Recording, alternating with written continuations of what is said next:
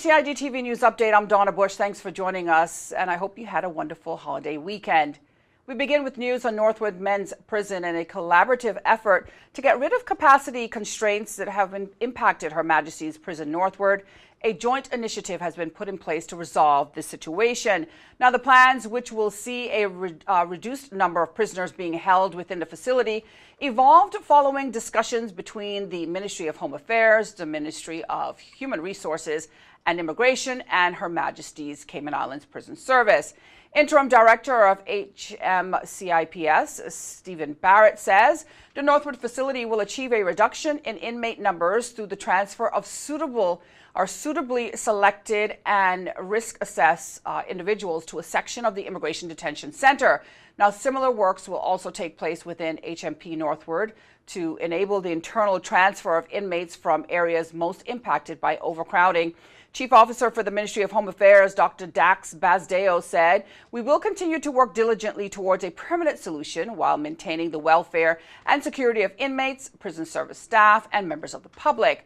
The development of the IDC to receive low-risk offenders will create 22 spaces at the Northwood facility." Dr. Bazdeo explained that prison operations at the IDC will function as normal, such as daily meals, meal times, access to recreational and hygiene facilities, while coordinating schedules around the group of migrants that are currently housed at that facility. Well, in other news, 5 girls and 21 boys are part of the first ever SNAP summer camp this year. Organized by the Family Resource Center, 26 children ages 6 to 11 are attending the SNAP camp this week.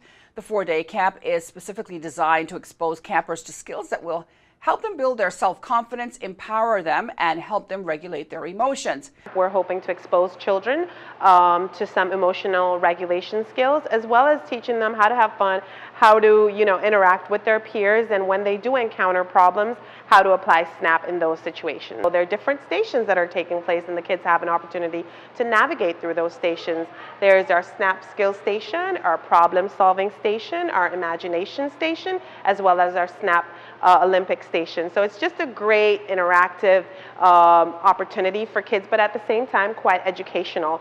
Throughout these stations, different themes are embedded, whether it is empathy, whether it is perseverance, brotherhood and sisterhood, as well as making the connection between SNAP and teaching kids how to regulate their emotions, how to identify their body cues, their feelings, those negative thoughts, and how to convert those to more positive thoughts so that they're able to keep their problems small and make better choices in the heat of the moment.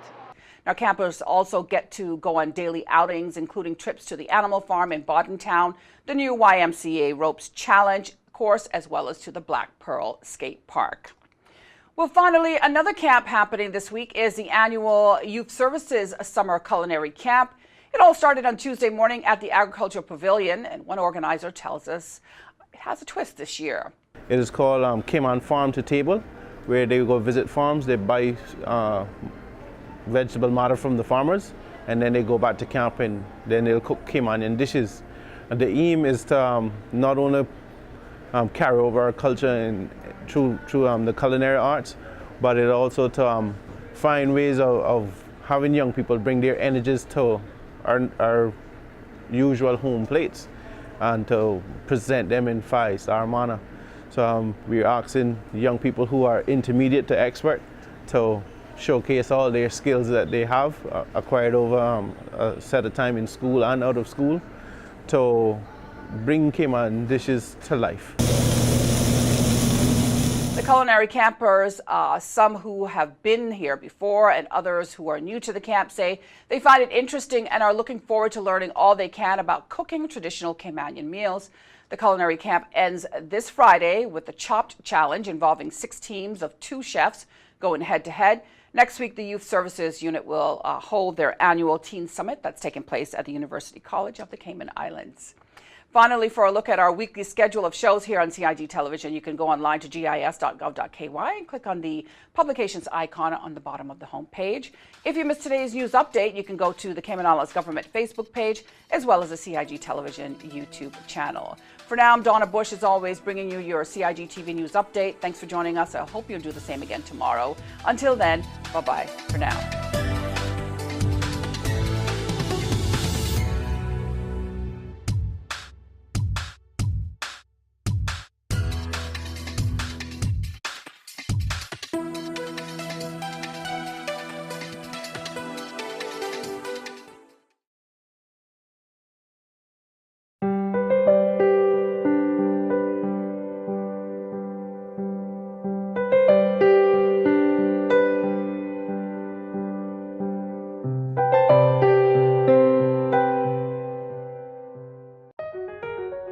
you know that planning permission is required for a shed? Did you know you should check with the department as a planning and permit application may be required?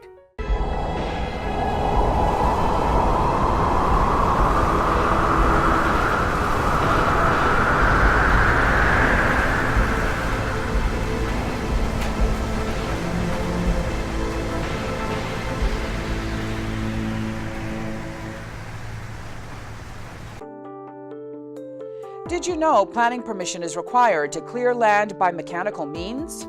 You should check with the department as a planning and permit application may be required. Boating, fishing, and water sports in the Cayman Islands are great, but keep a cool head. Here are 7 tips for fun and safe sea outings. Number 1, use a checklist to plan your outing. Check the weather forecast, make a float plan, and share it with someone who is remaining on land, stating where you're going, with whom, and when you're expected to return. Visit your nearest marine supply store to get your safety gear. This includes signaling mirrors, whistles, and a flare kit.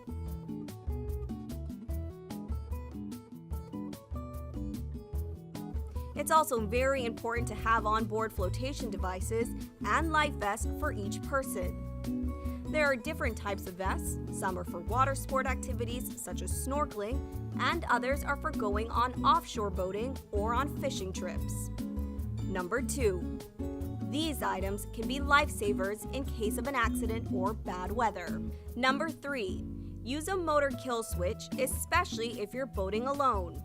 In case of a leak or breakdown, always stay with the boat until help arrives. If you capsize, an emergency beacon or locator device can send a distress signal to inform the authorities of your location. Larger flares will indicate distress to a boat, airplane, or search and rescue officials. Number 4, in addition to sunscreen, food, and beverages, it would be smart to have a cell phone. Make sure your marine radio works. Cayman boaters use channel 16 to communicate. Number 5, also, don't forget your anchor and sufficient rope. Number 6, boat operators should be familiar with the local waters and reefs, as well as the capabilities and functions of the vessels they are using. Always obey the rules of the sea and the marine environment, and have courtesy for others. Number 7, alcohol and salt water do not mix, especially if you're the captain. Some useful contact numbers are 911, the RCIPS Marine Base is 649-7710, and the Port Authority is 949-2055. Smooth sailing, all!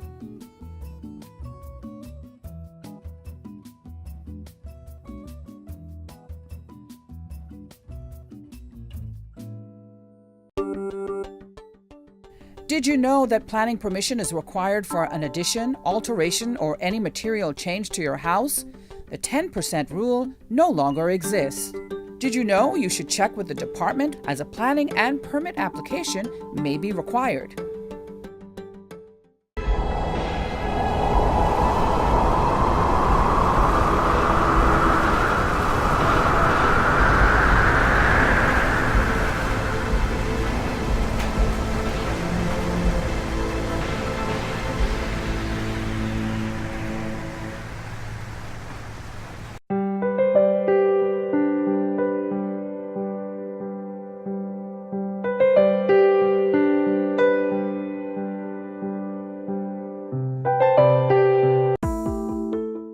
Did you know your mailing address details on your land register must be up to date in order to receive notices on new development which may impact you? Visit Lands and Survey Department to check your mailing address is correct.